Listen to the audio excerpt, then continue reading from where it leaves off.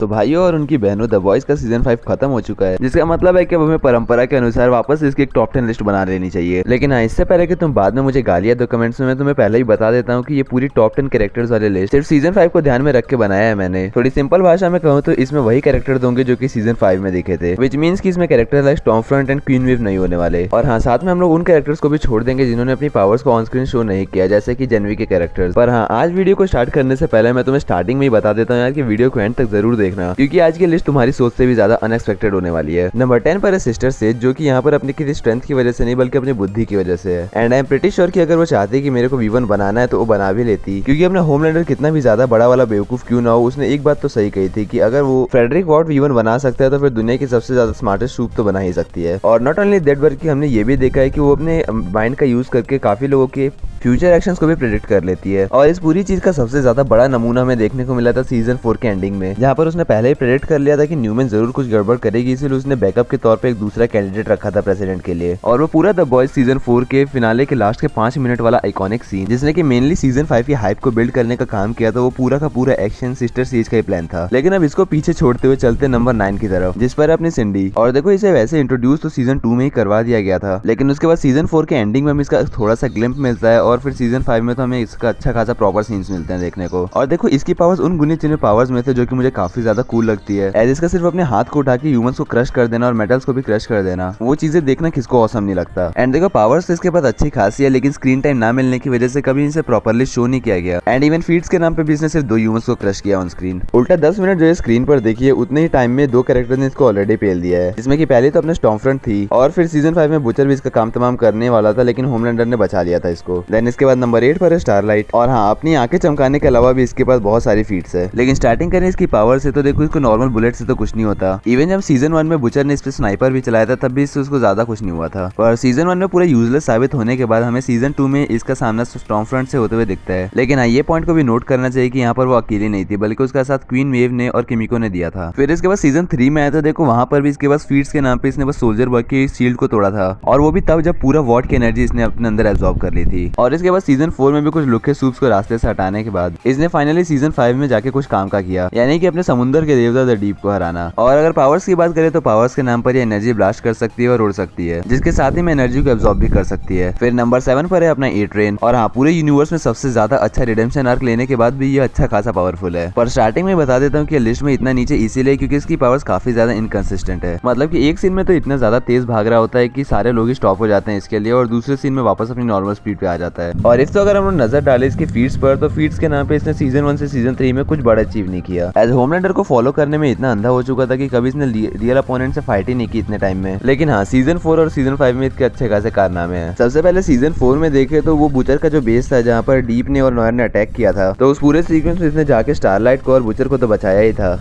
पर सीजन 5 की first episode में इसने पहले आके तो सभी द बॉयज को रेस्क्यू किया, और लिटरली जब यहाँ पर वो भाग रहा था तो गन्स की बुलेट्स फ्रीज हो गई थी और बॉम्ब से एक्सप्लोजन भी काफी ज्यादा स्लो हो गए थे। इवन होमलैंडर की लेजर विजन जो है वो भी बहुत ज्यादा हद तक स्लो हो गई थी। लेकिन द बॉयज को बचाने के बाद जब होमलैंडर इसके पीछे पड़ता है तो वो उसको भी आउटरन जरूर कर देता है, लेकिन उस लड़की को बचाने के चक्कर में भाई अपने ही काम डलवा लेता है। इसके बाद है अपने पास लिस्ट की सबसे पहली अनप्रेडिक्टेड रैंकिंग, यानी कि नंबर 6 पर है बुचर। और हाँ, मुझे पता है कि इसके जो पूरे टेंटिकल्स वाली चीजें इसकी बॉडी में उसे काफी ज्यादा पावरफुल और ड्यूरेबल बनाती है। एंड मैं भी इस चीज को बिल्कुल भी इग्नोर नहीं कर रहा कि वो कितना ज्यादा पावरफुल है, लेकिन मैं ये कह रहा हूँ कि लिस्ट में जो आगे आने वाले कैरेक्टर थे जो अपने को सीजन 5 में ऑन स्क्रीन एक्शन में देखें, वो इससे भी ज्यादा पावरफुल है। अब इन सब झमेलों से थोड़ा साइड हटे और इसकी एक्चुअली पावर्स और फीट्स की बात करें तो देखो, स्टार्टिंग से जब इसके पास पावर्स नहीं थे तब भी अच्छे खासे सूप से लड़ता था। फॉर एग्जाम्पल, अपना सीजन 1 का ट्रांसलूसेंट वर्सेस बुचर वाला सीन याद करो, जहाँ पर यूई ने इसकी बचा ली थी। लेकिन इसके ट्रू फीट्स हमें तब देखने को मिला जब इसने टेम्पी लिया था सीजन 3 में। एज टेम्पी को लेते ही इतना ज्यादा पावरफुल हो गया था कि इसने गन पाउडर को लिटरली बहुत ही जल्दी मार दिया था। एंड तब उसके पास जो हीट विजन थी वो इतनी ज्यादा पावरफुल थी कि होमलैंडर से 2-2 फाइट ले रहा था। और फिर फाइनल बैटल में सोल्जर बॉय को पीटने और उससे पिटने के बाद वो सीजन 4 में उसे उसकी परमानेंट पावर्स मिलती है, यानी कि उसके पूरे ट्यूमर के वो टेंटिकल्स वाले पावर, जिसका यूज करके तो उसने पहले न्यूमैन को निपटाया था, जो कि बहुत ही भयंकर लेवल की फीट है। क्योंकि इफ तो अगर न्यूमैन को चांस मिलता तो आई एम श्योर कि वो स्टारलाइट और बुचर जैसे लोगों का भेजा आराम से फ्राई कर सकती थी। बट इसके बाद हम लोग सीजन 5 पर आए तो पहले ही एपिसोड में इसने ऑलमोस्ट सिंधी को मार दिया था,